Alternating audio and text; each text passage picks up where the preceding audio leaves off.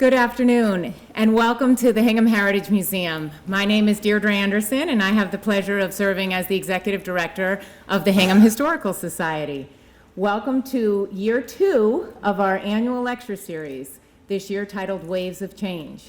I'd like to thank Board of Directors members Elizabeth Danis and Eileen McIntyre and the entire Education Committee who have worked so hard to put this year's programs together. And I'd like to thank all of you, most of you who are members, for which we're very grateful for supporting the series. It gives the museum monthly activities, and we're very grateful for that.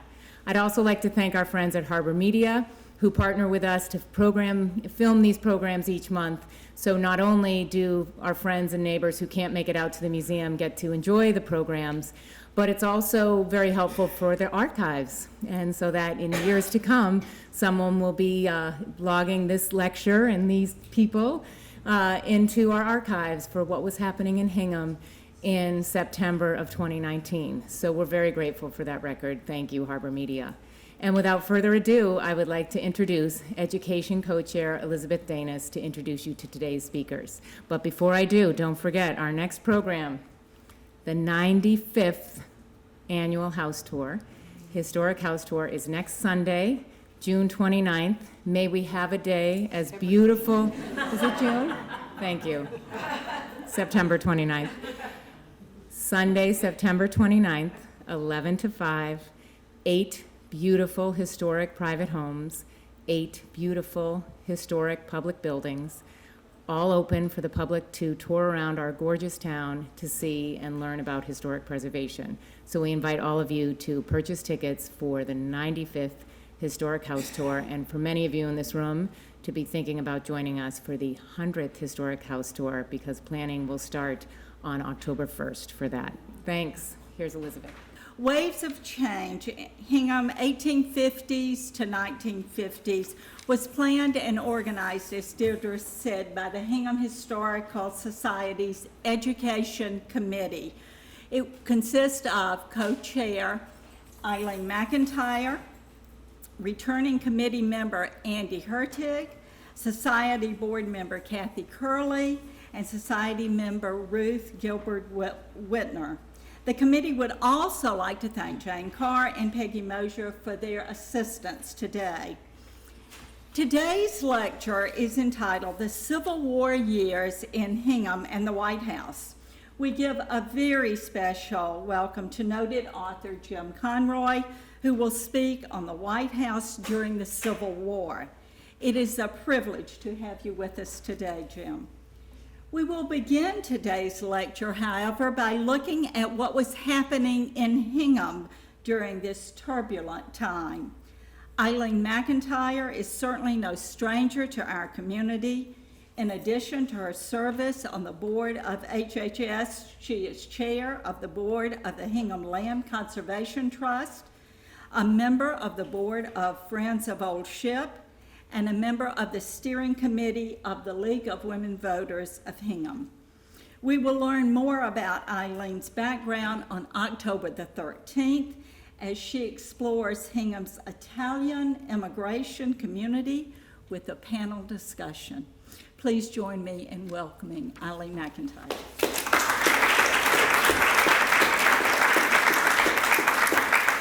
Thank you, Elizabeth and Deirdre, and welcome all of you to what we hope will be a stimulating afternoon.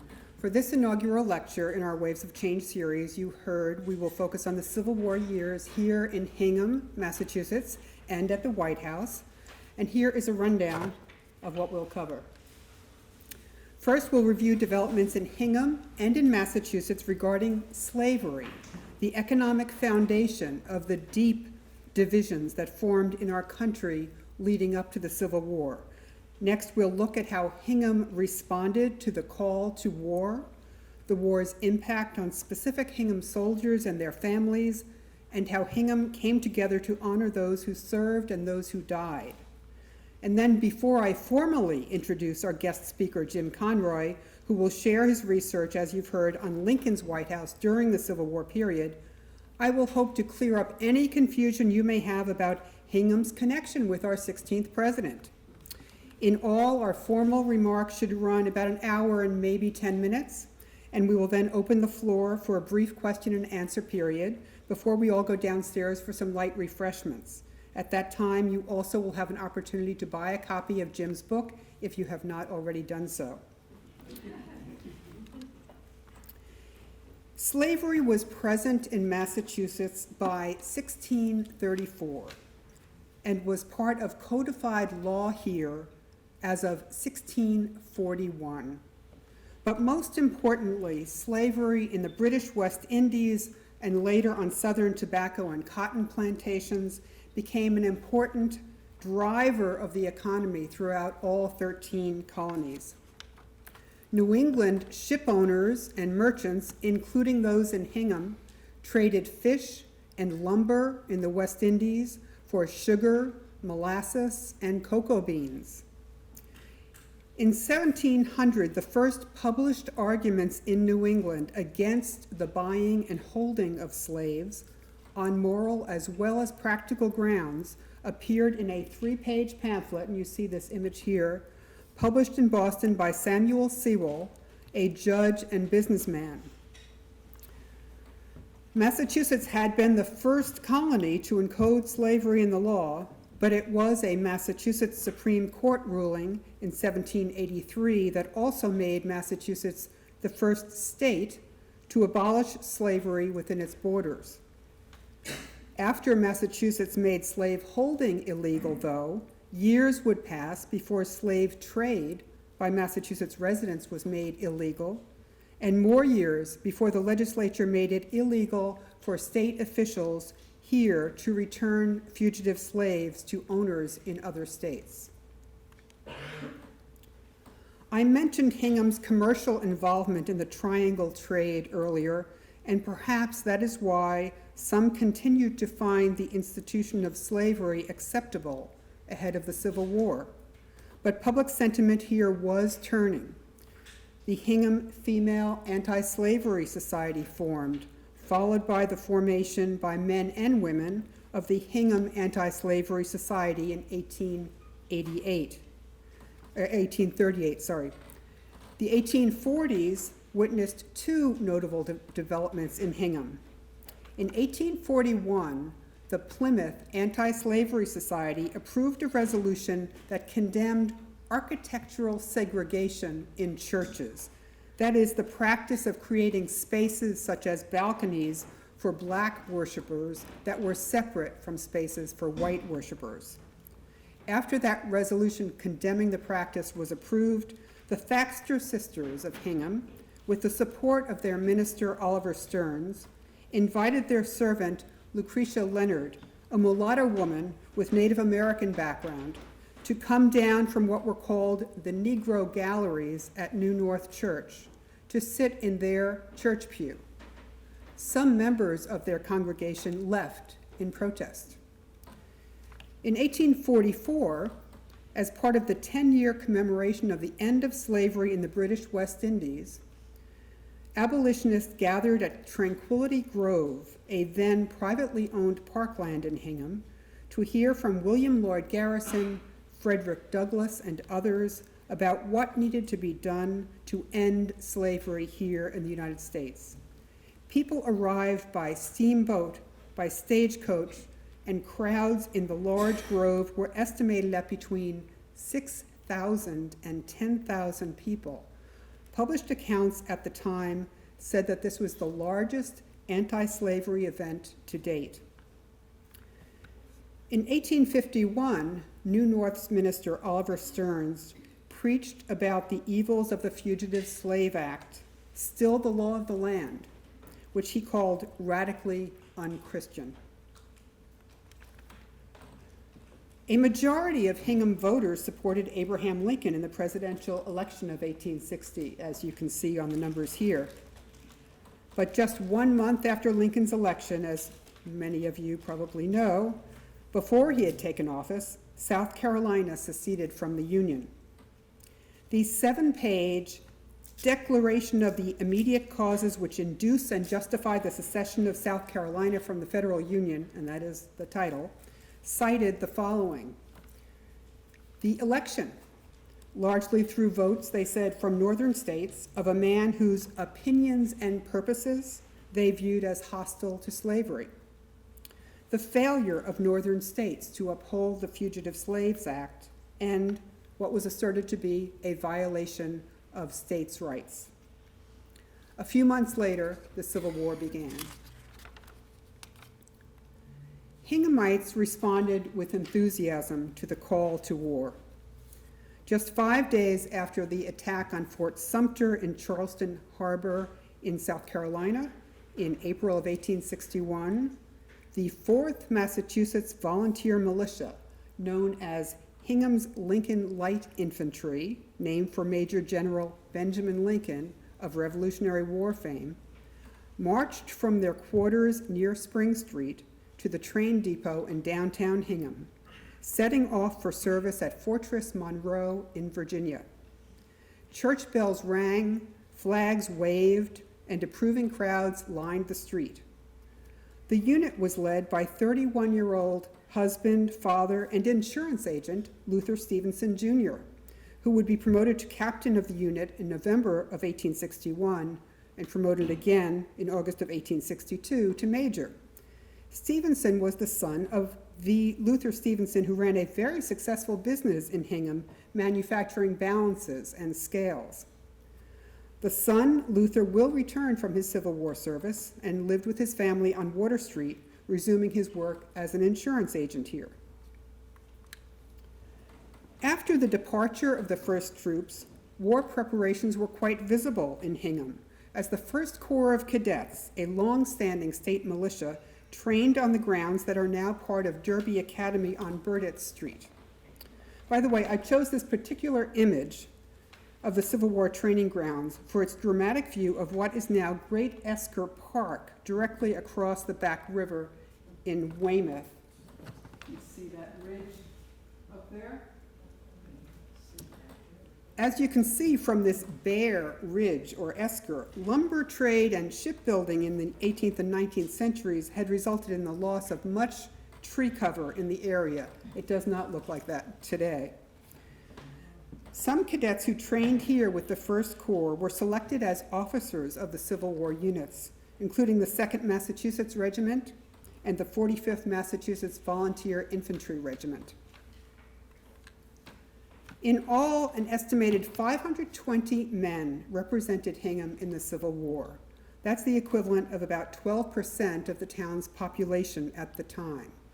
In some years, a draft was imposed when the town's quota was not met.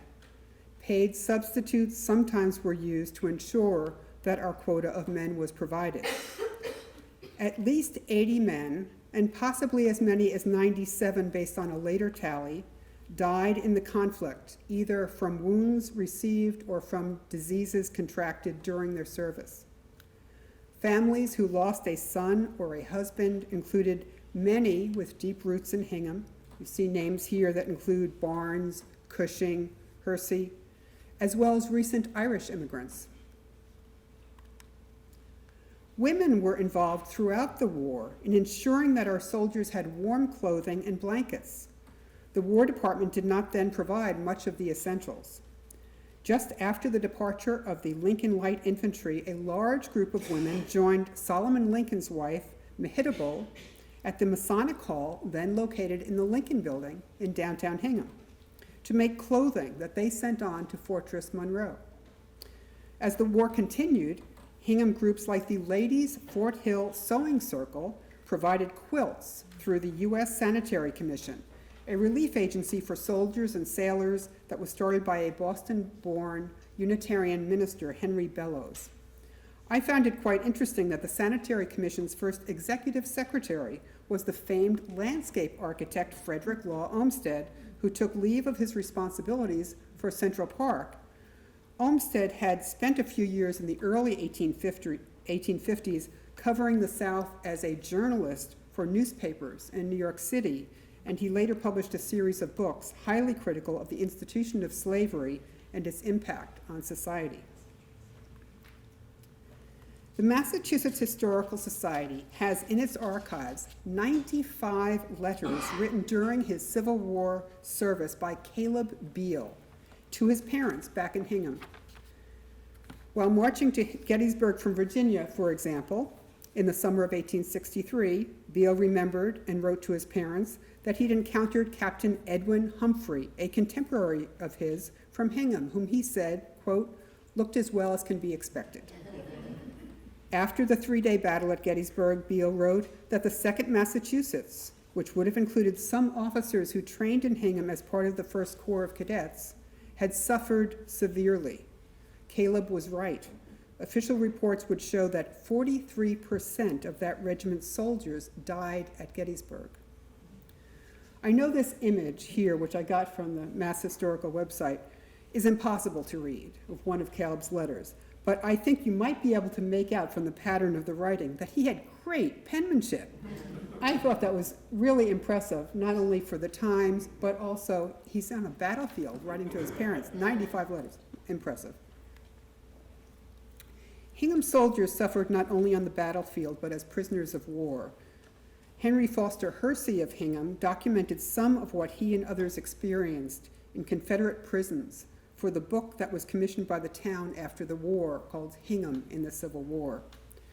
Hersey was one of several Hingham soldiers who were confined in Libby Prison in Richmond, Virginia, shown here. This was a converted food warehouse, and in other prisons in the South. Perhaps most shocking was Hersey's account of treatment at Belle-Isle Prison, which is located on an island in the James River, just west of Richmond. This prison consisted only of tents. No barracks were ever built, and the conditions as well as the treatment was harsh. As you see on this slide, if you can read the text, at least one soldier from Hingham, Henry C. French, died of his treatment in this prison. Upon seeing some men who had been imprisoned at Belle-Isle, Walt Whitman wrote, "Can those be men? Are they not really mummified, dwindled corpses?" Well, earlier we heard Caleb Beale's positive reaction to encountering Regiment Captain Edwin Humphrey on his march to Gettysburg. Caleb did not know that by the time he was writing that letter to his parents after the Battle of Gettysburg, Edwin already was gone, killed on the battlefield at age 31 on the first day of fighting there. After the war, the Civil War veterans in town formed a chapter of the Grand Army of the Republic fraternal organization, and they named the chapter the Edwin Humphrey Post 104 to honor his memory. Perhaps the youngest Hingham soldier to die in the Civil War was Peter Orish, who'd enlisted at age 16 and died from his battle wounds in a Washington, D.C. hospital at 19. His grave site is marked by this stunning monument in Hingham Cemetery. One of Hingham's Medal of Honor recipients, Wilman W. Blackmore, was awarded the medal for his heroism at the Civil War Battle of Five Forks. Blackmore became a Hingham resident after the war when he married Helen Brewer. Earlier, I talked about Hingham's involvement in the abolitionist movement prior to the Civil War. Well, one of those involved, Eliza Jane Hersey, met John Albion Andrew at an anti-slavery event in 1847. They married the next year. Andrew is perhaps best known for his role while governor of Massachusetts in organizing the first African-American regiment in the war, the 54th Massachusetts Volunteer Infantry. This is the regiment portrayed in the 1989 movie Glory. Two men from Hingham's Tuttleville neighborhood on Ward Street volunteered to serve in the 54th Massachusetts: David Henry Chaplain and Lewis Leonard Simpson. Chaplain was promoted during the war to corporal. Both men survived the war and resumed their work as shoe and boot makers.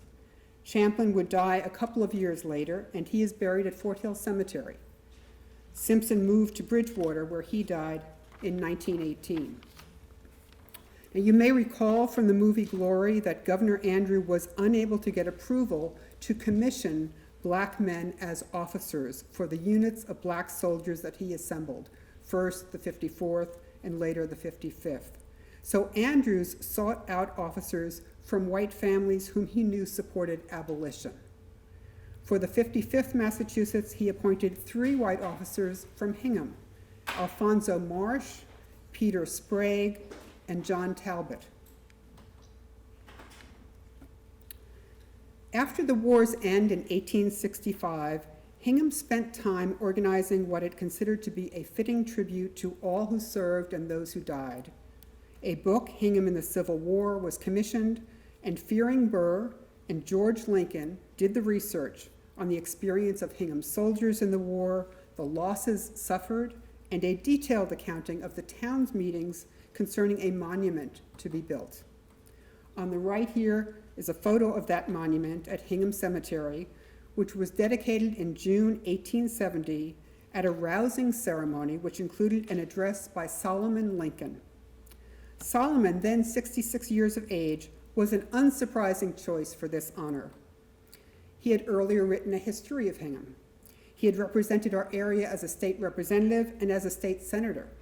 And in addition to being an attorney and the president of Webster Bank at the time, he was also the president of the Hingham Agricultural and Horticultural Society and president of the Hingham Cemetery Corporation.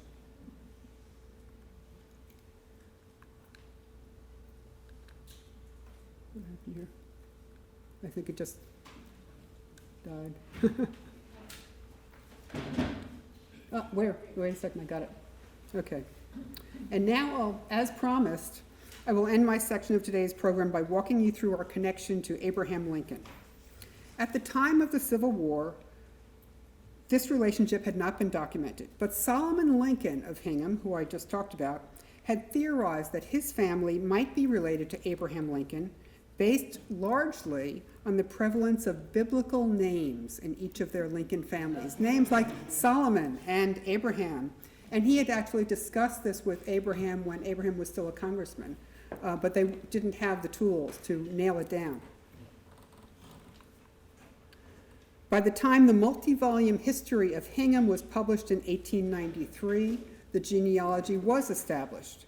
The line leading to the 16th President of the United States began with Samuel Lincoln, one of several Lincolns who were in Hingham at the time, but it was Samuel Lincoln, who arrived from Hingham, England in 1637 as an 18-year-old apprentice weaver. By the way, another line also leading from Samuel the Weaver does lead to Solomon Lincoln, so he was correct in his belief that he was a blood relative of Abraham. Over the next 2 slides, I'll take you through a short trip through 7 generations and across 5 states to follow the path from Samuel in 1637 in Hingham to Abraham, born in Kentucky in 1809. So here you see Samuel, who's come from Hingham, England to Hingham, Massachusetts, and he marries Martha. They have a number of children, among them Mordecai. Mordecai will move from Hingham to Scituate. I think he had a mill there. And then one of Mordecai's sons is another Mordecai. Mordecai will move from Scituate to New Jersey and then to Pennsylvania. Then one of his sons, who will become known as Virginia John, moves from New Jersey to Pennsylvania and then settles in Virginia. Virginia and his wife Rebecca have a number of children, among them Captain Abraham Lincoln, not the same Abraham. That Abraham lives first in Pennsylvania, he moves to Virginia with the family, and then he moves to Kentucky. One of his children is Thomas. Thomas lives first in Virginia and then Kentucky. Ultimately, he'll move to Illinois. But when he was in Kentucky, Thomas and his wife Nancy Hanks Lincoln have Abraham Lincoln, who becomes our 16th president, born the 12th of February, 1809. Now, Nancy Hanks is of interest for any of you who wonder if Tom Hanks is related to Abraham Lincoln. He is, because he can trace his lineage back to that Nancy Hanks. So you can drop that in a cocktail party. Now, it is my pleasure to introduce our guest speaker, Jim Conroy. In awarding Lincoln's White House, the People's House in Wartime, the prestigious Gilder Lehrman Lincoln Prize in 2017, the jury who chose the book wrote, "Conroy has written the first book focusing on the executive mansion and its denizens during the Lincoln administration. They added, Conroy skillfully avails himself of previously unpublished primary sources to offer a vivid, highly readable account of how life was lived in the White House. One reviewer called the book gripping, atmospheric, and at times spellbinding. In 2017, Jim also received the Abraham Lincoln Institute Book Award for this work, joining prior recipients such as Doris Kearns Goodwin. Jim was elected a Fellow of the Massachusetts Historical Society in 2014 in recognition of his first book, Our One Common Country, Abraham Lincoln and the Hampton Roads Peace Conference of 1865. Jim's latest book, At the Warehouse, right? Already printed, ready to go, is Jefferson's White House, Monticello on the Potomac, just published. When not writing insightful accounts of our early presidents, Jim Conroy practices law in Boston, where he is co-founder of one of the city's leading litigation firms. Jim and his wife, Lynn, who I believe is with us today, have lived in Hingham since 1982, where they are now empty nesters residing in the World's End neighborhood. And now it is my great pleasure to introduce my friend and neighbor, Jim Conroy.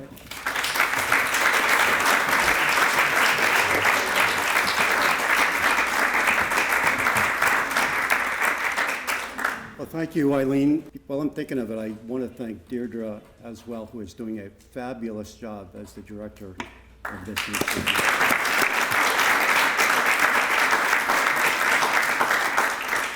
I should also say that Hingham artist, Joan Brown-Kelly, who's no doubt known to many of you, did the watercolor of this 19th century engraving on the book.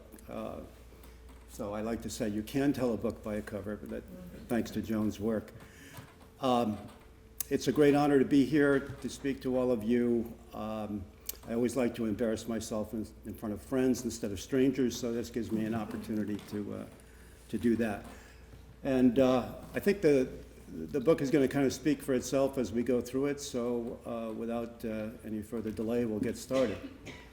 Okay, I should say at the beginning that you'll know them when you see them, but some of the slides I'm going to show you are photoshopped color treatments of black and white Civil War photography, which makes it pop and makes it real in a way that's almost startling sometimes, so I hope you'll enjoy those. And the website that produces those is on the screen now. I have nothing to do with it other than to exploit it with their permission. And I recommend it highly to anybody who's interested in that kind of thing. They have about 100 of these on their website, which are really terrific.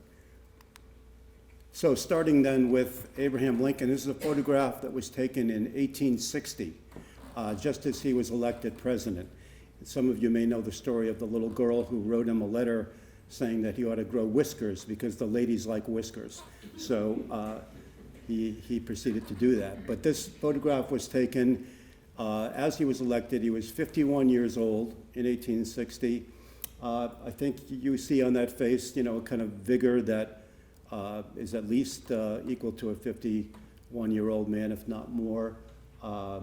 Sort of an alert, healthy, vigorous young man, even for the age of 51. And after 4 years of presiding over the catastrophe of the American Civil War, this picture speaks for itself.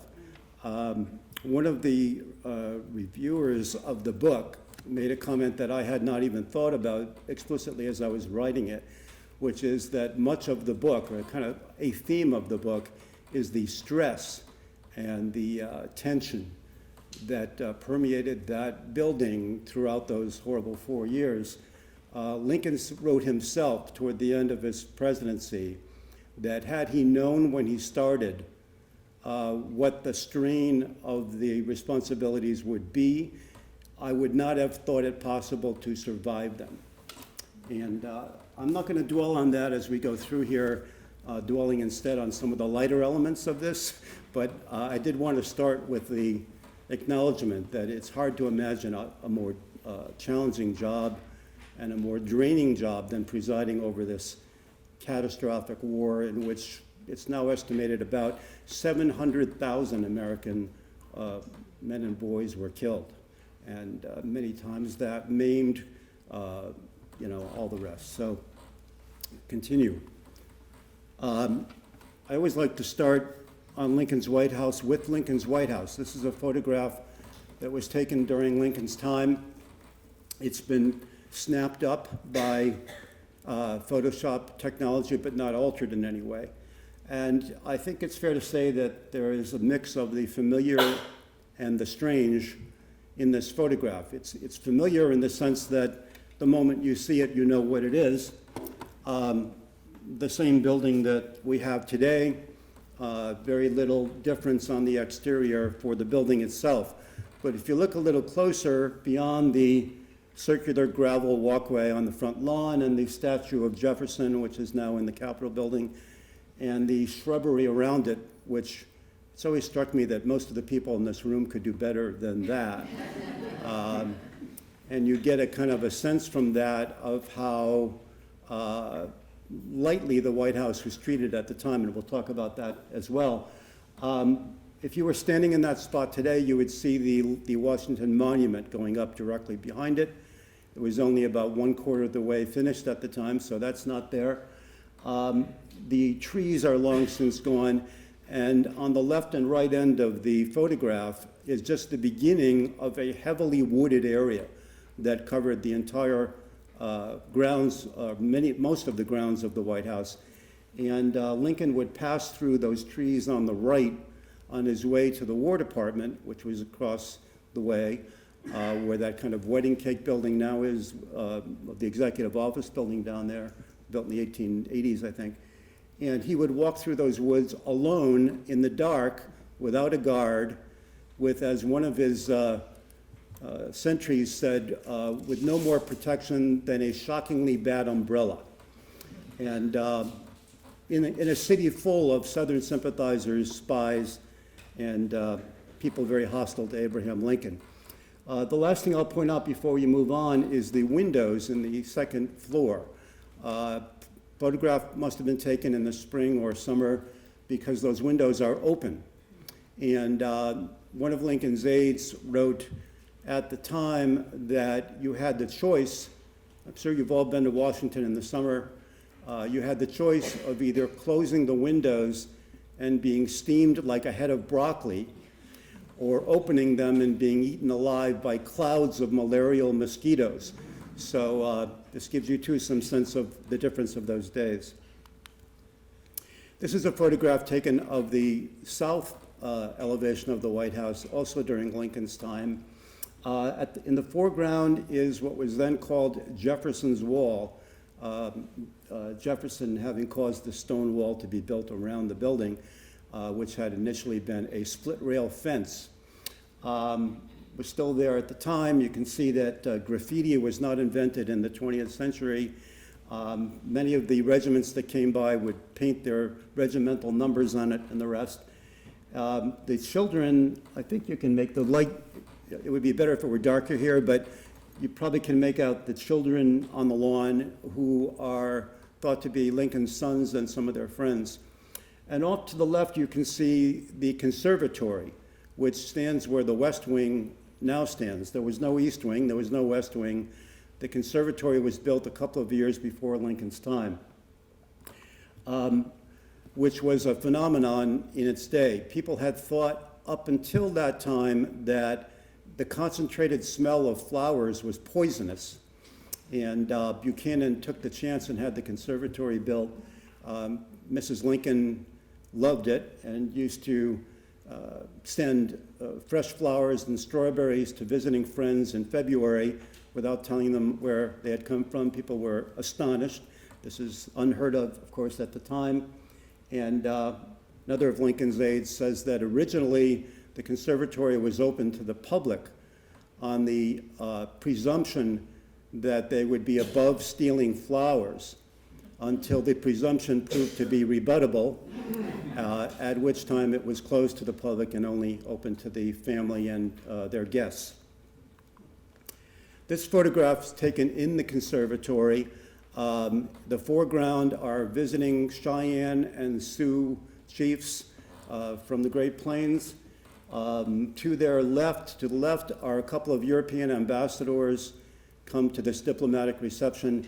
Their wives in this kind of uniform stand next to them. And on the far right is Mrs. Lincoln. I don't have time in this presentation, by the way, to go into a lot that's in the book, but just suffice it to be said, there's a very tragic story associated with those chiefs.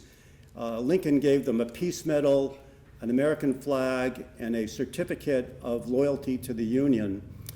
They returned to their homes in Colorado. They were flying that American flag in their village when a cavalry detachment rode up, and several of those chiefs rode out with their Lincoln medal and their certificate and were shot from their saddles, and the village was basically wiped out. This is a map of Washington, contemporary map of the part of Washington that includes the White House. You can see there, almost in the middle, the White House. To the right of it is the Treasury Department, which is still there today. And to the left of it, the State Department, the War Department, which I mentioned earlier that Lincoln used to walk back and forth to. Two things I'd like to point out here. One is the density of the settlement. As you can see, there are, a number of houses around, but not anything close to what there would be today. And as you go a little further out to the north, they start to fall away. And if that map continued up into the top of the projection screen, it would be almost blank. Second point that's of interest to me anyway is the canal that used to run along where Constitution Avenue now runs. If I can find my pointer. There we go. Whoops, no, that's my pen.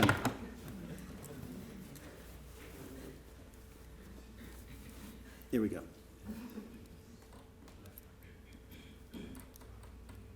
There's a body of water right there. There's the monument is right there, the Washington Monument. There's a body of water there, and then there's a canal that runs up along what's now Constitution Avenue. So where all the museums are now on the mall was a canal. The problem was that the canal had failed as a commercial operation about 20 years earlier, and now it's just stagnant standing water.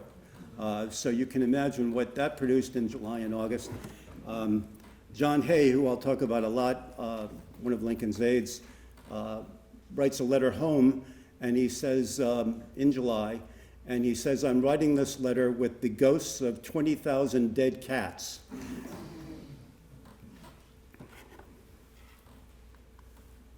This is a photograph taken from about where the Holocaust Museum is now, or the Bureau of Engraving and Printing, for people who may know where either of those are on 14th Street in Washington. The Washington Monument would be right about there, right off camera. And you can see the cattle that were kept there to feed the troops. There's a slaughterhouse, unbeknownst to them, right there. And the White House is here. Over there is the Treasury Department. And you can see the Shenandoah Mountains over there in the left, which you certainly can't see today. And you get a sense of how lightly developed Washington was at the time. I always like to say that at least you could get a parking spot on the mall in those days. This is a floor plan of the first floor of the White House in Lincoln's time, which is almost identical to what it is today, with one significant exception. Here at the entrance, just off the entrance to the front door, is the porter's lodge. And the porter kept the door and had other such duties. An Irish immigrant by the name of Edward McManus, apparently about 5 feet tall, the sort of living paradigm of a leprechaunish character, full of humor and mischief, and entertained everybody as they came in and out of the president's house. At one point, a British nobleman comes in expecting to be fawned over by Edward, and hands his hat to Edward. And Edward tells him that he can put it on a table over there if he would like, but I wouldn't recommend it, there being all kinds of people around. One could go on about Edward, but Edward, all of 5 feet tall, had an assistant named Burns, also Irish, who was about 6'2". So you have this kind of Mutt and Jeff team in the Porter's Lodge there. And between them, Edward and Burns made up the entirety of the White House security staff. There were no guards, no troops, no sentries, nothing protecting the President of the United States but Edward McManus. This is a contemporary hand-colored engraving of the East Room during one of Lincoln and Mrs. Lincoln's receptions, which looks fine enough in the rendition here, but if you were there in person when the Lincolns moved in, you would have seen what someone called something very much like a rundown third-class hotel.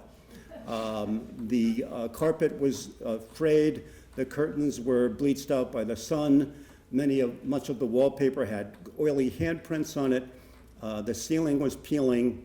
You would not have recognized the room that you see before you now if you had been there in 1861 before Mrs. Lincoln got a hold of it, which we'll talk about a bit also. This is also a contemporary engraving of the south porch of the White House, south portico, and it's useful and interesting for a couple of reasons. First, you can see Lincoln off on the side here entertaining the nephew of Napoleon, of the Emperor Napoleon, who was there on a state visit. And off in the distance, you can make out that stump of the Washington Monument that's just going up.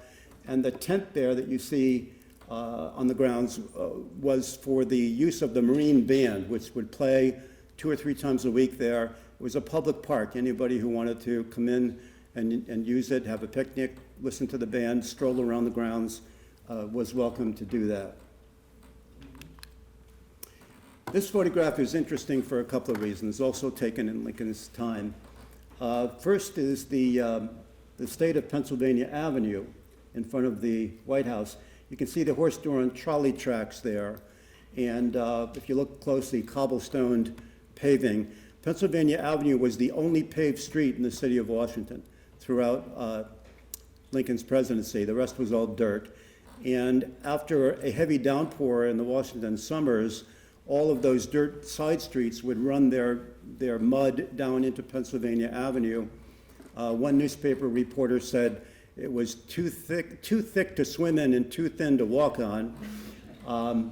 Another British reporter said that on a rainy day it would make a respectable trout stream, and claimed to have fallen in and been swept along by the current until he grabbed a curb and was saved. I think that may be a bit of an exaggeration, but that's what that street was like. And the second thing that may be interesting is that any of those people on the sidewalk could have walked through the gates and up the walk and into the White House whenever they chose to do that, and they did. If you walked in there, you would find at least as many people as we have here hanging out in the formal first floor rooms, sitting in the red room writing a letter, often taking out a penknife and carving out a piece of the upholstery for a souvenir, cutting off tassels from the sofas, finials off the furniture, basically trashing the place with impunity because Edward wasn't about to stop them. Nathaniel Hawthorne, a local boy made good, went down to the White House and wrote about it for the Atlantic magazine. And I will read you briefly, I'm not going to read much today, but I'll read you a little bit from his report of that because I think it's interesting. He went with a group of whip makers from a Massachusetts whip making factory who were presenting the president with a ivory-handled gold inlaid whip, and there were about 3 or 4 of them when they walked through the doors. Hawthorne was an internationally famous celebrity at the time. His face was in the front piece of all of his books, so he was very well known. People recognized him, and the crowd sitting, in the red room just picked up with this little group and followed them as they went up the stairs to Lincoln's office, and they kept gathering, accreting people as they went. I think of it sort of as one of these museum tours you take when it starts out with 3 people and by the time you're done there's 20. Well, there were 20 or so as they walked into Lincoln's office. And Hawthorne writes about that. He says about Lincoln, there was no describing his lengthy awkwardness nor the uncouthness of his movement, which seemed nonetheless familiar and appealing, as if I had been in the habit of seeing him daily and shaken hands with him 1,000 times in some village street. He was dressed in shabby slippers, an old frock coat, and unbrushed matching pants worn so faithfully that the suit had become a second skin. He looked as if he had just gotten out of bed.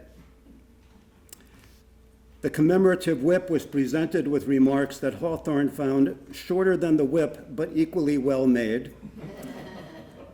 Lincoln accepted it as a tool of peace, and his visitors left delighted, only regretting that they had not seen him fold his legs, which is said to be a most extraordinary spectacle, or heard one of his stories that would not always bear repetition in a drawing room or on the immaculate pages of the Atlantic. And in fact, the Atlantic cut the best parts, including what I just read.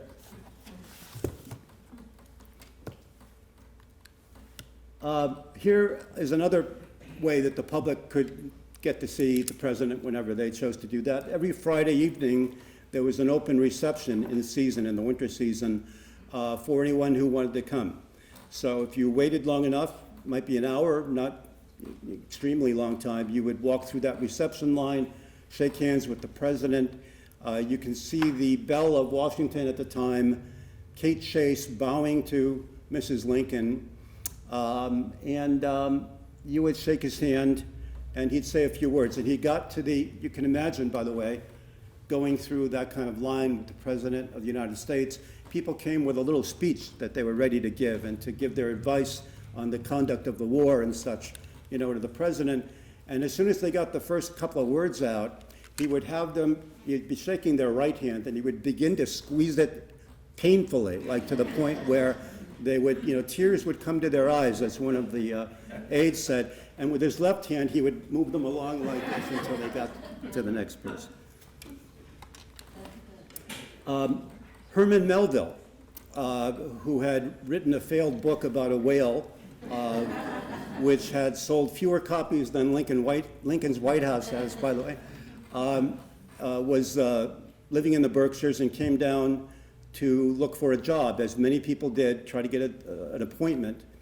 In his case, he wanted to be consul to Florence, and who wouldn't, right? But unfortunately, he didn't get the job, and he went back to the Berkshires and writes a nice letter about it. Another way for the public to get involved, every January 1st was an open house reception. Line would go, in this case, for 3 or 4 hours because there was food and wine and all kinds of nice things to be had. And the first thing that would happen in these receptions is the diplomats in town would come first in their carriages. One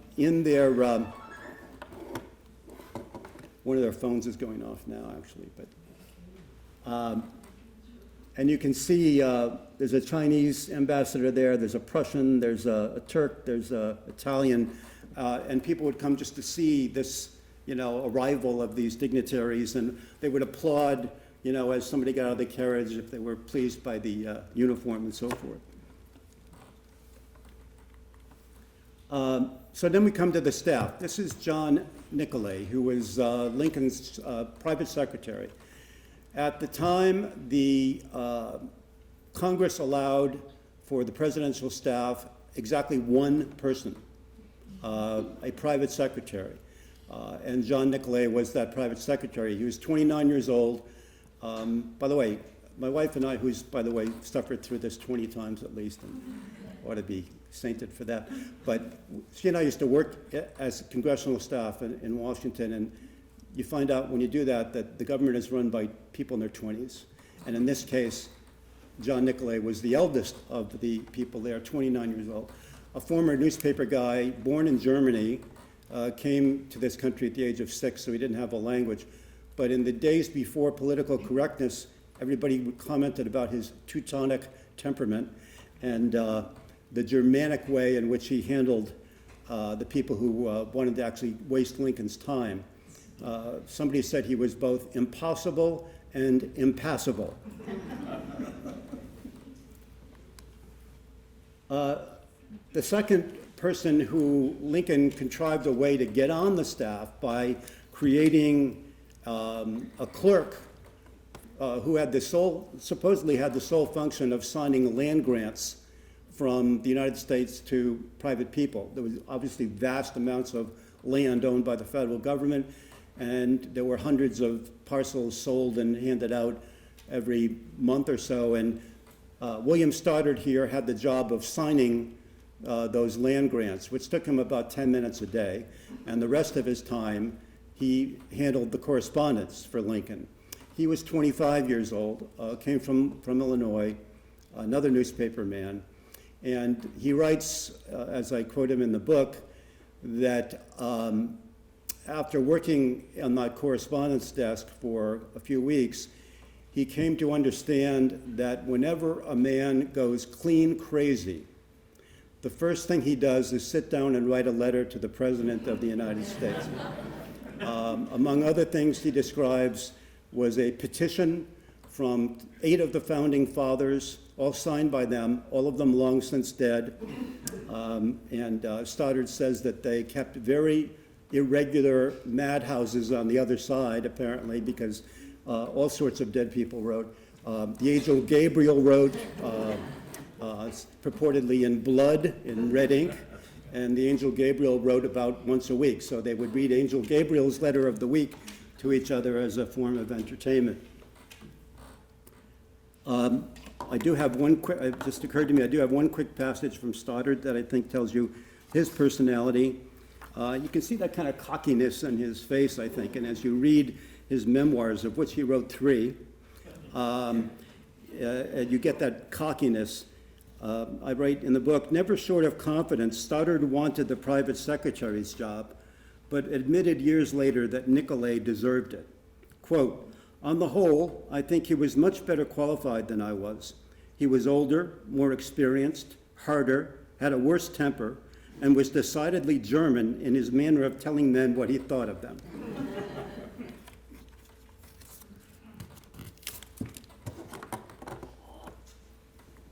And then we come to my favorite character, who you'll hear more about as we go, John Hay, who was also in a made-up job in the Interior Department. Lincoln appointed him a clerk in the Interior Department, and then he was transferred on temporary duty to the White House, where he stayed for 4 years and assisted Nicolay and Lincoln in all kinds of ways. John Hay was all of 21 years old when he came to the White House. As you can see in this picture, he was a graduate of Brown. His father was a doctor, his mother was the wife of a doctor, came from Illinois, from a very sort of upper middle class background, and having gone to Brown, where he was class poet, added some Eastern polish to this group of Westerners in the White House. The thing about John Hay is that I read, I don't know, half a dozen memoirs and letters and things about John Hay, starting back at Brown, his roommate at Brown and others. And every single one of them says the same thing, almost word for word, that Hay was the most charming conversationalist that they had ever run into. That he would, in the space of a 10-minute conversation, he would inevitably say something so extraordinary and so striking you couldn't wait to go home and tell somebody else. And that in addition to that, he would somehow give you the credit for inspiring this idea. So that, as somebody said, you would go away thinking very highly of John Hay and very pleased with yourself, which has to be the definition of a charmer. Many times, you know, in the book, he just says things that kind of knock you out. Again, back to Kate Chase, who was the belle of Washington, just about his age, the daughter of the Secretary of the Treasury. And Hay says about Kate Chase that she was only a little lovelier than any other woman. This is his carte de visite, as they called it. They had, in those days, little cards made with their photographs, and if they went to visit somebody and they weren't home, they'd leave their card, and that was John Hayes, about which he says in a letter to his sister, he sends her the card, and he says, the gloves and the hat are impeccable, but the posture is that of a tipsy man trying desperately to look sober.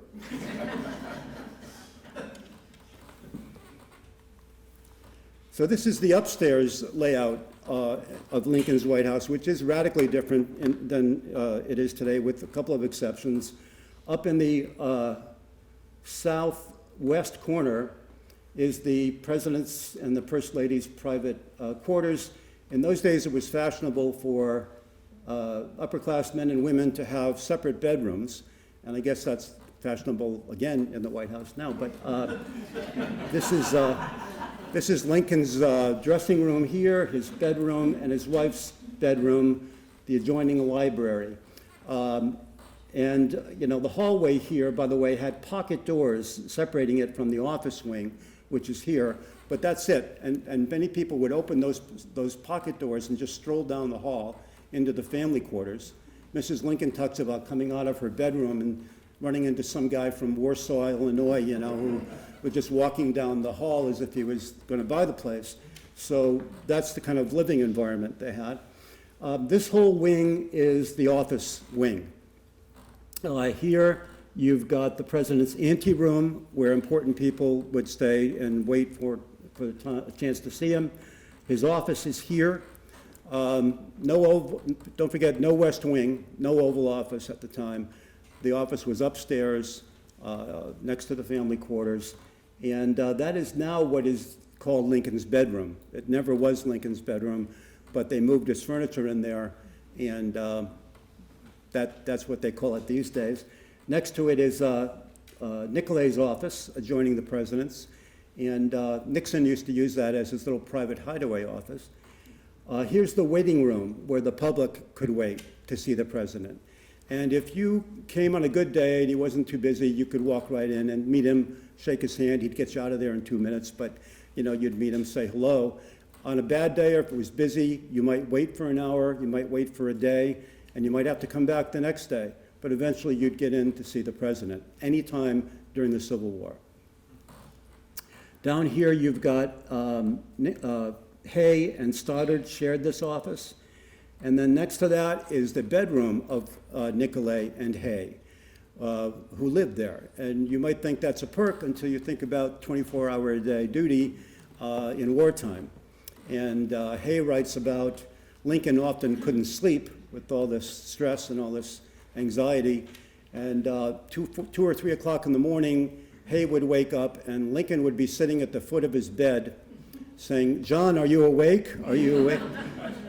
And John would be awake, and Lincoln would read to him Scottish Robert Burns. You can imagine that in a Illinois prairie accent, and other things, and kind of get himself relieved of his anxiety and go back to bed. And Hay writes about watching him walk out in his nightgown with a little candle on the holder and his hair all in disarray, disappearing, you know, into the darkness, and Hay would try to get a few hours of sleep. This is an interesting shot. Some of you may or may not know that in the early 50s, President Truman, the White House was literally falling down. I mean, literally about to fall down. One time, Truman was standing in the East Room and in some very important reception for foreign diplomats, and the chandelier started swinging, and the ceiling started dropping plaster because somebody was walking around up there and thought it was going to fall on his head. So they moved out across the street to Blair House, and they gutted it out down to the steel girders that were supporting it. So what we see now is kind of a Disney World version of what used to be there, based on the old photographs and drawings and such. But in any case, this photograph was taken from the spot where Lincoln's office was. And you can see these beams here define the office wing. The beams, by the way, were scorched from when the British burned the place in 1814, when they took it apart in the 50s. And I show it to you because this man standing here gives you a sense of scale. And that is the entire office space for the President of the United States throughout the Civil War. Today, a decent-sized post office would have more space for the staff than that. This is a contemporary sketch of Lincoln's office that we just saw on the diagram. The cabinet table here is where the cabinet would meet in his office. You can see the gas line running down to that spot from the gaslit chandelier, the war maps on the wall. There's a little stub of the Washington Monument out there. All of that furniture went back to Jefferson, at least, probably to Adams. And after Lincoln died, it was all sold at a used furniture store. They say for probably $2 or $3, $5 a piece. So all of it's scattered now, except for the cabinet table, which was rediscovered and is now in a museum. It was a dingy, kind of worn-out, cigar smoke-infused room when Lincoln took it over. When Mrs. Lincoln was done with it, that's pretty much what it looked like. This is a modern artist's reconstruction of what Mrs. Lincoln did with it based on fabric and wallpaper and such that they have uncovered. I'm going to tell you about two of the most famous members of Lincoln's cabinet. The first here is William Seward. Probably best known today for Seward's icebox, Seward's Folly, as they called it, when he convinced the Senate to buy Alaska from the Russians. One senator, by the way, said that he reluctantly was voting for it on the condition that Seward would promise to move there and never come back. But that said, Seward was a very controversial political figure. He had been an arch abolitionist and the sort of personification of the devil in the South. But at the same time, such a charming guy, such a interesting character that everybody loved him personally off camera. You know, senator from Georgia would stand up on the floor and revile Seward and then have him for dinner that night because he was such an entertaining guy. It looks like he doesn't like to have his picture taken, by the way, but in fact, the right side of his face had been ripped apart on the night of Lincoln's assassination by one of Booth's conspirators with a Bowie knife. So he always kept that side of his face off camera and couldn't smile because of the damage that was done. But that said, two quick stories about Seward, because I think they're worth telling, both quick. One is he's sitting at a dinner one night at the White House, and a lady sitting next to him had seen a division of Union troops marching down Pennsylvania Avenue on their way south that day, and obviously a secret situation. And she says, well, Governor Seward, he'd been governor of New York, Governor Seward, can you tell me where the troops were going today? I saw them passing by. And he says, Madam, if I did not know, I would tell you. And the other story I like about Seward, which also tells you about his relationship with Lincoln, who could not have been from a more different background. Seward was an aristocrat, brought up in upstate New York, wealthy guy, went full 4 years of college, very polished character, and we know Lincoln's opposite background, but they became very, very close friends. And one time Lincoln's riding in a mule-driven carriage, wagon, I guess, touring the front with some generals, and the mule driver who's sitting in the front is lashing the mules with the language that a mule driver proverbially used in those days. And this is going on for about 5 or 10 minutes. Finally, Lincoln taps the man on the shoulder, and he turns around, kind of startled, and he says, "Excuse me, my good man, are you an Episcopalian?" And the mule driver says, "Well, no, Mr. President, I'm a Methodist." And Lincoln says, "Oh, I thought you must be an Episcopalian because you swear just like Governor Seward, who's a church warden." So not only does that tell you something about Seward, but you don't make that kind of joke about somebody who's Secretary of State unless you're pretty close. The other famous member of Lincoln's cabinet, Edwin Stanton, the Secretary of War, may have been responsible for winning the war more than anybody because he was so brilliant at it.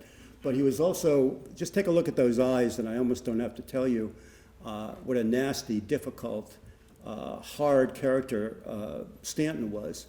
And at one point, we have a letter or note from Nicolay to Hay, telling Hay to go see the Secretary of War and wrangle a favor for a friend of Lincoln's.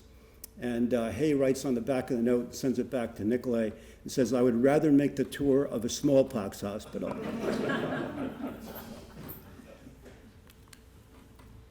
This is the only photograph taken of Lincoln inside. And as many of you, probably all of you know, you couldn't take interior photography those days without brace and being immobilized because there was not much light. And so Lincoln stood there with this back brace behind him at the edge of that cabinet table, that we've seen, and that pigeonhole desk there behind him.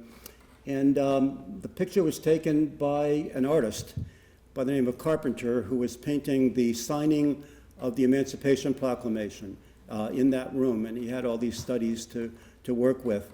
You can see, well, actually, I've spotted this a couple of events ago, and I'm comfortable that that's not an iPad, but it does.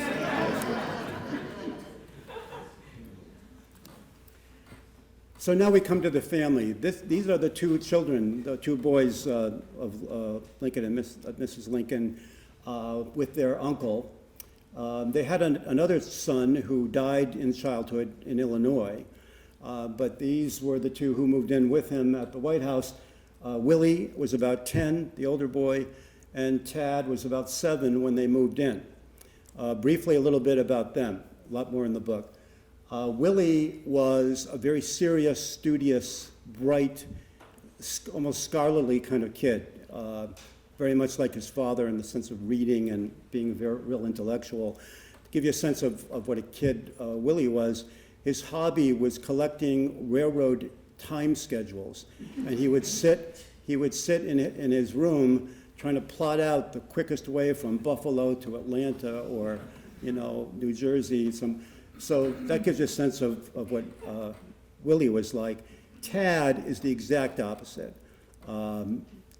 Hay called him the chartered libertine of the White House. He would, those of you who've seen the movie Lincoln may remember him riding his goat cart through the hallway, which he did do, scattering people as he went. He would beat a drum and blow a bugle whenever he felt like it. He would walk into a cabinet meeting beating his drum on one occasion, and the president asked him to keep the drum down while they were meeting. No discipline at all, no supervision. And apart from all of that, would torture his older brother. Lincoln had in the office little gray and blue pins on maps of the theater of war that would show where the troops were. And Stoddard writes at one point that Willie and Tad were in there playing with the pins until Tad made a war map of Willie. And in addition to all of that, Willie used to take pity on many of the most woebegone people who would line up waiting to see Lincoln, and he'd pick out some poor woman crying with a baby in her arms or a wounded soldier or something, and he would take them by the collar and lead them into the president's office and make plead his case, for these poor people. Hay called them Tad's clients. Robert Lincoln, the older son, was at Harvard at the time and did not live in the White House most of the time, except when he was home on vacation. He and his father had a strained relationship. No one really knows why, but unlike the two young ones who he babied and pampered and all the rest, he always had this kind of strained relationship with Robert. Robert, there's some Harvard stuff in the book that might be of interest. I'm sure many of you are graduates, but a woman comes to visit Mrs. Lincoln, and her son's at Harvard, and she says, "Do you know about Leg Day?" And Mrs. Lincoln said, "What's Leg Day?" And she said, "Well, Robert didn't tell you about that?" "No, Robert didn't tell me about that." He says, "Well, on a rainy day, a slushy rainy day, the boys call it Leg Day, and they go into Boston to watch the girls lift their skirts to get up over the curbs, over the puddles, and therefore it's called Leg Day. He didn't tell you that? He wouldn't dare, Mrs. Lincoln said. Robert grew up to be a wealthy lawyer, railroad executive, Secretary of War under McKinley, and ambassador to Britain as well. Mrs. Lincoln, I don't begin to have time, but I will say this, to be honest, Mrs. Lincoln had many good qualities, including devotion to her family, to her husband, to her children, as well as doing a masterful job of restoring the White House, as much like Mrs. Kennedy did in the early 60s. Those things aside, everything you may have heard about her emotional state, her mental state, is accurate and probably understated. Very difficult, very, one of the other, by the way, not just by men. I made a point of looking at what women thought of her as well, and almost uniformly they all say the same thing. In addition to that, she was easily gulled by some very corrupt and dishonest men who would come to her receptions, which she also had open receptions, and kind of ingratiate themselves with her, flatter her. And then within a couple of those visits, they would be learning things that they would then play on Wall Street from her, or they would pull her into schemes of one kind or another that would get her into difficulty, among which was paying for that refurbishment of the White House basically under the table by putting the accounts in other books and having, chandeliers gilded and calling it fodder for hay and things like that. So a difficult situation and a difficult woman. A Boston woman, by the way, I like to go local when I can, came to the White House in a black dress with up to the neck, under the neck, black, very severe, with her hair in a bun. And she said, stared unmercifully at Mrs. Lincoln when she appeared in the kind of costumes that she would appear. This is a couple of samples of the china and crystal that she brought into the White House. When the Lincolns moved in, there were not 8 matching dinner services that weren't shipped or, worn out. And Mrs. Lincoln proceeded to buy 700 pieces of hand-cut crystal made in Germany and over 400 pieces of china, also made in Europe with 24-karat gold gilding, each one of those eagle emblems hand-painted at a cost for the china and the crystal alone of more than $20,000, which was serious money in those days. In fact, $20,000 was the budget for the entire White House's furniture and furnishings for a 4-year term. And Mrs. Lincoln ran through that in the first week and kept going. You can still buy one of those plates online, by the way, if you've got $25,000 that you don't know what else to do with. This is an example of the furniture, unbelievably beautiful hand-carved cherry furniture that she bought for the White House. Much of it is still there. So this is a political cartoon of the day, and I'm not showing it to you for the content. It's an anti-war cartoon, of which there were many. But I'm showing it to you because whoever did that had probably been in Lincoln's office and saw how he presented himself, because that's exactly how he would present himself, with his long legs over the back of a chair, sometimes lying on the sofa, sometimes half on the sofa, half off the sofa, stand up, walk around, people would jump up, he'd say, no, sit down, come over, sit down again, jump up, they'd all jump up again. Totally casual, 6'4" and awkward and never comfortable in his chair. The wastebasket down there is only a faint imitation of the piles of waste paper that would be around the wastebasket. Stoddard called it the place from which no paper returns. This is also a contemporary cartoon in Harper's Weekly.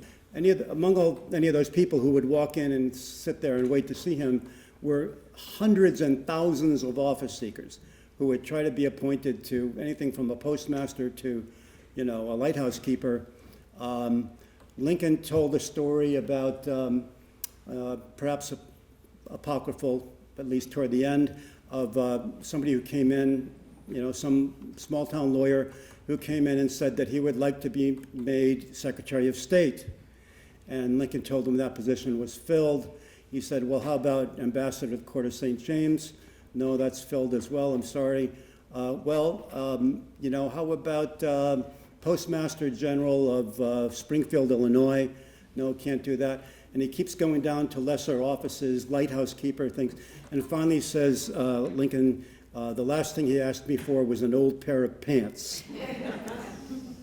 But he would be constantly besieged by people looking for jobs.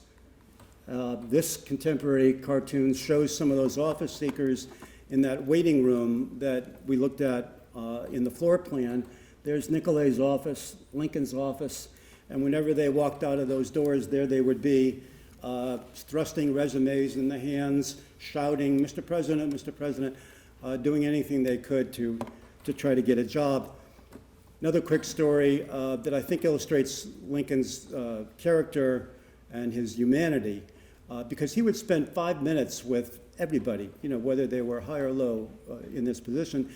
One time a very simple man came and asked to be made a doorkeeper at the White House. And Lincoln says to him, well, do you have any experience as a doorkeeper? And he says, well, no actual experience, Mr. President. He says, well, do you have any theoretical experience? No, I don't. Well, have you read any books on the principles of doorkeeping? No, I haven't. Have you attended any lectures on the doorkeeping profession? Well, no, I haven't, Mr. President. Well, can't you see that you're totally unqualified for this important position? And he said, the man stood up and shook his hand. Yes, I can, Mr. President, thank you, and left almost happy that he had been. So then we come to the war. At the time the war broke out, and you can see before I go on a bit, this is troops quartered in the East Room at the White House. And Hay called it the most luxurious barracks that anybody in the American Army had ever occupied. But what happened was when the war broke out, there were thousands of armed Virginia militia right across the Potomac River. Lincoln could look out his office and see Confederate flags flying from houses and hotels, and artillery, Confederate artillery, on the hills in Arlington pointed at him, okay? Thousands of Virginia militia, thousands of Maryland militia. Maryland was a slave state and was thought to be on its way out. And exactly 425 Union troops in the city of Washington. And somebody said that the most combat-ready of those units was the Marine Band. So what they had to do, what Lincoln had to do, was to stall for time until the Union militias could get down there from New York and Boston protect the White House and the Treasury and the rest from this incredible threat. So what they did is they formed a militia, if you will, of government employees and editors and nearsighted, clerks and things. There were about 50 of them. Most of them were over the age of 50. None of them were in shape. Hardly any of them had any military experience. And they were armed to the teeth with the arsenal, with all the weapons they could have. And they called themselves the Stranglers Brigade. Now, Lincoln said none of them had ever strangled anyone. But that's all they had except for these few troops. And they were quartered in the White House so that if they were attacked, they could use the White House as the Alamo and sort of fire out the windows and try to hold the fort for a while. Eventually, these militia units from the north arrived. This is the 7th Militia Regiment from Manhattan. It was called the Silk Stocking Regiment because most of them were Vanderbilts and, Astors and people like that. And greeted, as you can imagine, with great joy that there had arrived troops in the city. This is a grand parade of those New York regiments, of which there were, I think, 8 on the 4th of July of 1861, parading in front of the White House with Lincoln in that little tent with his generals as they pass in review. This is a Zouave, who some of you may be familiar with, maybe not. was fashionable early in the war to have these, what they called Zouave regiments, which were uniformed in the French Foreign Legion style, which was thought to be dashing and kind of heroic, and didn't work out so well on the battlefield. But initially, that's what many of them looked like. And you can see this one photographed standing on a rebel flag that had been torn down from the roof of a hotel in Alexandria, directly across the one that Lincoln used to look at when he peered out his window. This is a modern painting of a few years ago, based on historical research, that shows the two sentries here pacing in front of the White House, which they did during the war. They were called the Pennsylvania Bucktails. They had deer tails on their hats. And the story was they had to shoot a deer at 100 yards on the run before they would be accepted into the regiment. So they were crack troops. But the problem was that they didn't challenge anybody who came up to that door. You could walk right through just as before. And they were described, therefore, as being more decorative than useful. This is taken at the Lincoln Library and Museum in Springfield, where I spoke a year or two ago. And it's a life-size recreation of Lincoln's office, right down to all the details. And you can see from the several pictures we've looked at that it's really very accurate. And it conveys also that sense of, anxiety and pain that was constantly going on there. Somebody said at one of my presentations that maybe he's looking at the bill that Mrs. Lincoln had run up on. There was also, these Pennsylvania Bucktails, a company of them was assigned to the White House, and they were encamped on the back lawn. And this is a modern painting of that. And little Tad, you can imagine, was thrilled by this and would spend as much time as he could out there with them, come back all sooty from their campfires and using words that his mother had not taught him, as somebody said. And they adopted him as the honorary colonel of their regiment, had a uniform made for him. And Tad was enormously proud of this. You see him standing here being photographed looking like McClellan. And from that time forward, he signed all of his letters, Colonel Tad Lincoln. A few of the famous people who passed through Lincoln's White House. Frederick Douglass came 3 times. This was a major event at the time. No black person had ever been admitted to the White House who was not a servant, let alone brought into the president's office to consult with him, which he did, on recruiting black troops and how they were officered and their complaints and so forth. And Douglass said that he had met and talked with many white men, and Lincoln was the only one who neither patronized him nor insulted him. He talked to him just like he would anybody else, and it made an enormous impression. Another local boy, Ralph Waldo Emerson, visited the White House and was conned out of a quarter by Willie and Tad, as he described it in one of his letters. Julia Ward Howe, the author of the Battle Hymn of the Republic, was a great celebrity of her time, came there and read poetry and essays to an invited group. Hay said she was terrific and fascinating, except for one thing that she read, which was called Moral Trigonometry. And he said he was unable to follow any of moral trigonometry, but beyond that, she was a very talented writer and terrific speaker. P.T. Barnum and General Tom Thumb, who most of you probably heard of, who for some reason was the great celebrity of his day, General Tom Thumb, that is, and Mrs. Lincoln had a wedding reception for him and his bride, who was of similar size.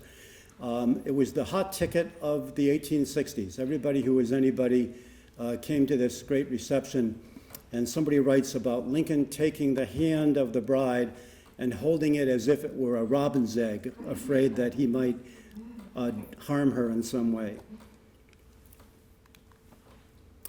Walt Whitman was mentioned. This is Walt Whitman. who came to the White House many times to hang out with Hay, his fellow poet.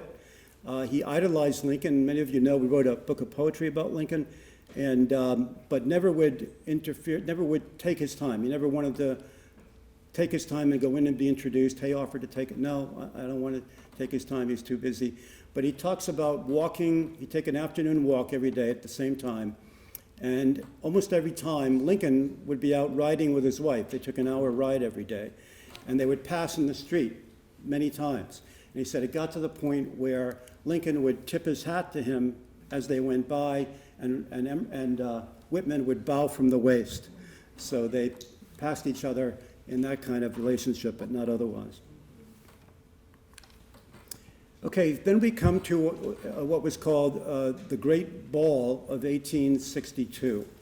Mrs. Lincoln, having finished this tremendous renovation of the White House, wanted to show it off, understandably enough, and had this great ball in the White House, and invited all the powerful people in town. Had been advised by Seward not to do that. Don't ever have a private party in the White House for two reasons. One, whoever you invite will be thrilled, and whoever you don't invite will not be. And secondly, we are in a civil war, and sons and husbands and brothers are living in tents and eating hardtack. This is not the time to be doing this, but she did it anyway. Tremendous event. It goes at length in the book about caterers brought in from New York with incredible ice sculptures and flowing fountains of wine and cakes and French food, and unbelievable operation, which must have cost a fortune. These are three of the dresses that were actually worn at that event in the Springfield Lincoln Library and Museum, which is a great place to visit, by the way. Not much else in Springfield, but that's really great. And we were told that each of those dresses has about 20 yards of silk, all handmade, every stitch, of course, and that underneath them are cages of either steel or whalebone. In addition to that, the women would be wearing corsets, which their maids would tie for them because they were so tight they couldn't do it themselves. And they would stand behind the lady, put their bare foot in her small of her back, and pull on the ties until it was so tight she could hardly breathe.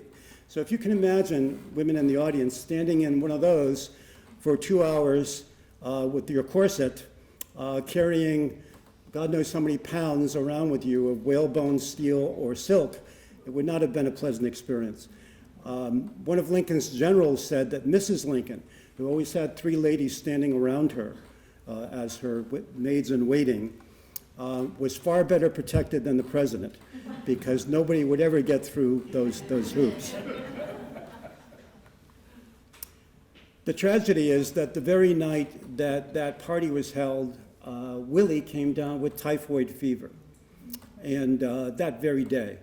And Mrs. Lincoln spent the evening shuttling back and forth from the party to his bed, repeating that God was punishing her for the sin of pride. Just a horrifying evening for her. Willie survived the night but died the next day in the White House. Tad came down with typhoid fever the same day Willie died, and was also near death for a week or so until he barely recovered. So devastating for both Lincolns, and the president almost never left Tad out of his sight for the rest of his time in the White House. Mrs. Lincoln had a number of seances in the White House after that, which were very popular at the time. These charlatans all over the country exploiting widows and others who had, mothers who had lost their sons. And Mrs. Lincoln had several of those, and the president attended at least one that we know about. So coming now close to the end, on the day that, or a few days after Lee surrendered in April of 1865, there was a spectacular celebration at the White House, fireworks, illuminations as they were called at the time. And one of the things they did that's kind of clever, I think, is they had, Stanton did this, had a soldier stand in every window of the White House and the Treasury Department and the War Department next door with a candle in their hands. And when the Marine band, it's almost like 9 o'clock, it's dark and the fireworks can start. At roughly 9 o'clock when it got dark, the Marine band struck up the Star-Spangled Banner and the soldiers lit all the candles. So suddenly all the windows were illuminated instantly, and people could not figure this out. And one of the newspapers said there were rumors of electricity rippling through the crowd. As I'm sure you all know, within a week of that is the assassination. This is the front portico being draped in black crepe for Lincoln's funeral, which was held in the East Room.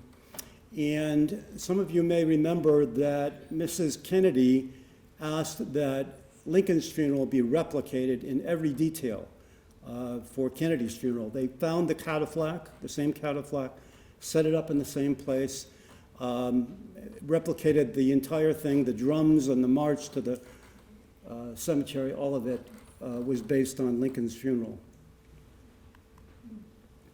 And so this is the last slide, and on the left you have John Hay at the age of 25 at the time of Lincoln's death. And you can see, I think, at least I've studied that picture often enough, compared it with the other one. If you look at the eyes, you can see that John Hay, too, has hardened in those 4 years. He was the only member of the staff, by the way, who served in the Army, and talked about being in South Carolina, seeing men being, quote, ripped apart, and shrapnel flying past his ears with a wicked little whistle. But in closing, I will read you from the epilogue of the book, the passage about John Hay, who is, again, the young man on the left, and on the right is John Hay, just before his own death. And the book says, Hay married Clara Stone, an heiress of the Gilded Age, and earned his own place in history as one of the leading men of his generation, distinguishing himself as a writer, a poet, William McKinley's ambassador to the court of St. James, and the warlike Theodore Roosevelt's peace-loving Secretary of State. Hay died in office as Secretary of State in 1905. He was 66 years old. His diplomatic accomplishments were memorable, and so were his instinctive charm and his seemingly effortless talent with his pen. John Hay was, quote, the most delightful man to talk to I ever met, Roosevelt said. Though the Rough Rider thought the poet's preference for men of refined and cultivated tastes, as Teddy put it, reflected a certain timidity and a missing robustness of fiber. In 1891, Hay had written a grateful note to John Russell Young, an accomplished author and diplomat who had honored Hay's youthful service in Lincoln's White House. And Hay writes the following note. I have read what you said of me with the tender interest with which we hear a dead friend praised. The boy you describe in such charming language was once very dear to me. And although I cannot rate him as highly as you do, I am pleased and flattered more than I can tell you to know that he made an impression on a mind like yours. Thank you.